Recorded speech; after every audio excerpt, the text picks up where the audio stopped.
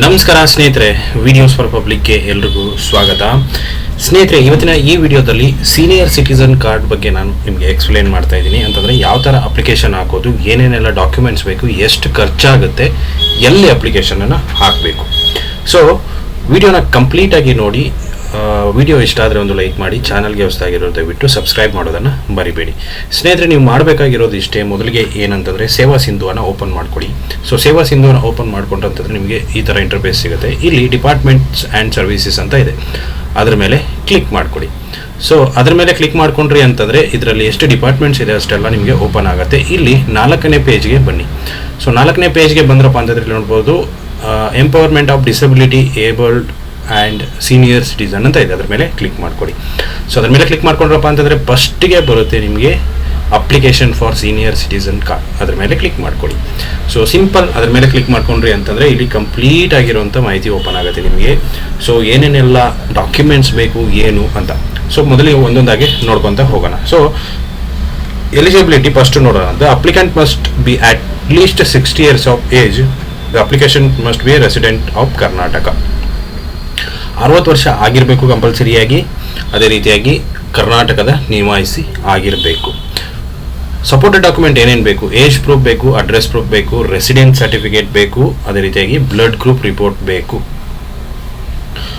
So ಇಷ್ಟು documents ನಿಮ್ಮ ಹತ್ರ ಇರಬೇಕು. ಸೊ ಏಜ್ ಗ್ರೂಪಿಗೆ ನೀವು ಆಧಾರ್ ಕಾರ್ಡನ್ನು ಕೊಡ್ಬೋದು, ಅಡ್ರೆಸ್ ಪ್ರೂಫ್ಗೂ ಕೂಡ ಆಧಾರ್ ಕಾರ್ಡನ್ನು ಕೊಡ್ಬೋದು. ನೆಕ್ಸ್ಟು ರೆಸಿಡೆನ್ಸ್ ಸರ್ಟಿಫಿಕೇಟ್ ಇತ್ತು ಅಂತಂದರೆ ಕೊಡಿ, ಇಲ್ಲ ಅಂತಂದರೆ ನೀವು ವೋಟರ್ ಐ ಡಿ ಅಥವಾ ಆಧಾರ್ ಕಾರ್ಡ್ ಯಾವುದಾದ್ರೂ ಕೊಡ್ಬೋದು. ನೆಕ್ಸ್ಟು ಬ್ಲಡ್ ಸರ್ಟಿಫಿಕೇಟನ್ನು ನೀವು ಏನಂತಂದರೆ ಇದರಲ್ಲಿ ಹೋಗ್ಬಿಟ್ಟು ನೀವು ತೊಗೋಬೇಕಾಗುತ್ತೆ.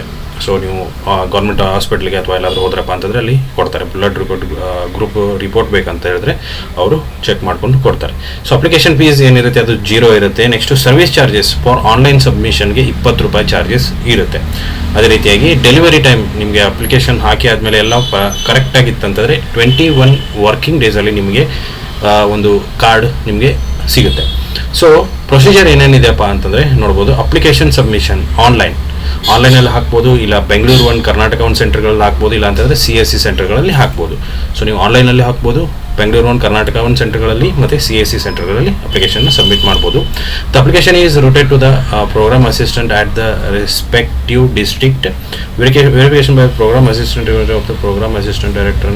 ಸೊ ಇದು ಯಾವ ಥರ ಪ್ರೊಸೆಸ್ ಆಗುತ್ತೆ ಅಂತ ಹೇಳಿದ್ದಾರೆ. ಸೊ ನೀವು ಆನ್ಲೈನಲ್ಲೂ ಕೂಡ ಅಪ್ಲಿಕೇಶನ್ ಹಾಕ್ಬೋದು. ಸೊ ಇಲ್ಲಿ ಅಪ್ಲೈ ಆನ್ಲೈನ್ ಮೇಲೆ ಕ್ಲಿಕ್ ಮಾಡಿದ್ರಿ ಅಂತಂದರೆ ನಿಮಗೆ ಅಪ್ಲಿಕೇಶನ್ ಓಪನ್ ಆಗುತ್ತೆ. ಸೊ ಅಪ್ಲಿಕೇಶನ್ ಓಪನ್ ಆಗುತ್ತೆ, ಅಂದರೆ ನೀವು ಸೇವಾ ಸಿಂಧು ಓಪನ್ ಆಗುತ್ತೆ.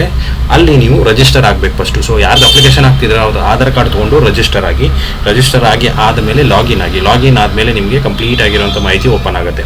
ಸೊ ಅಂದರೆ ಅಪ್ಲಿಕೇಶನ್ ಓಪನ್ ಆಗುತ್ತೆ. ಸೊ ಅಪ್ಲಿಕೇಶನ್ನ ಕಂಪ್ಲೀಟಾಗಿ ಫಿಲ್ ಮಾಡಿ, ಡಾಕ್ಯುಮೆಂಟ್ಸ್ನ ಅಪ್ಲೋಡ್ ಮಾಡಿ, 20 ರೂಪೀಸ್ ಪೇಮೆಂಟ್ ಮಾಡಿ ನಿಮಗೆ ಅಕ್ನಾಲಜ್ಮೆಂಟ್ ಬರುತ್ತೆ. ಅದನ್ನು ನೀವು ಅಪ್ಲಿಕೇಶನ್ ಅಂದರೆ ಪ್ರಿಂಟ್ಔಟ್ ತೊಗೋಬೋದು. ನೆಕ್ಸ್ಟು ನಿಮ್ಗೆ ಇನ್ ಕೇಸ್ ಆಗಲ್ಲ ಅಂತಂದರೆ ಡೋರ್ ಸ್ಟೆಪ್ ಕೂಡ ಇಲ್ಲಿ ಆಪ್ಷನ್ಸ್ ಇದೆ. ಸೊ ನೀವು ಇಲ್ಲಿ ಅಪ್ಲೈ ಅದನ್ನು ಕೂಡ ಮಾಡ್ಕೋಬೋದು.